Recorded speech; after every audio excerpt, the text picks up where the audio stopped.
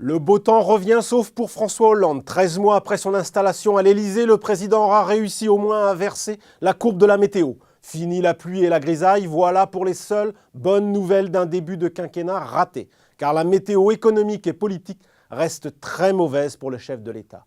Préoccupé, il a décidé cet été de rester à Paris et se contentera donc de quelques jours de relâche à la Lanterne, la résidence d'été de la République située à Versailles. Ce sera donc un été sur le qui-vive pour François Hollande. L'été a très mal commencé pour François Hollande. Le président comptait sur la pause estivale pour souffler un peu avant une rentrée forcément compliquée, ratée.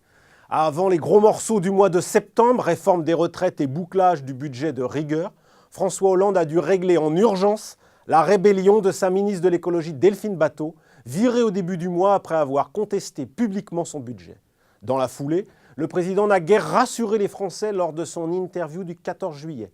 Il a pris un grand risque en expliquant que la reprise était là quand personne ne la voit vraiment. La méthode couée du président n'a pas du tout convaincu. Pire, il a plongé un peu plus sa majorité dans la déprime. En privé, beaucoup de députés socialistes se montrent accablés par l'optimisme présidentiel. Les alliés de la majorité, des écolos aux radicaux, sont, eux, au bord de la crise de nerfs.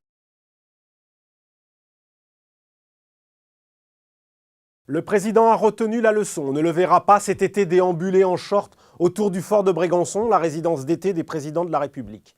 On ne le verra pas non plus prendre le train tel le vacancier lambda, encore moins prendre du bon temps dans les festivals de musique du sud de la France. Pas question de refaire le coup du président normal, en vacances 3 semaines, alors que la crise fait des ravages. Contrairement à 2012, l'été 2013 sera studieux et les vacances réduites à leur plus simple expression. Les ministres sont priés de rester en France, pas très loin de Paris, prêts à accompagner le président dans ses déplacements. Ils sont priés également d'accomplir leur devoir de vacances avec une mission, réfléchir à la France de 2023. En gros, celle de dans 10 ans. François Hollande voit donc loin, se projetant à la fin de son second mandat. En attendant, il sera cet été sur le qui-vive. Il faut dire que les sondages sont mauvais, avec 26% de bonnes opinions et une popularité réduite à celle de son camp. Les clignotants sont tous au rouge. Très préoccupant à la veille d'une année électorale où tout est en place pour que la majorité essuie une double raclée aux municipales, puis 7 semaines plus tard aux européennes.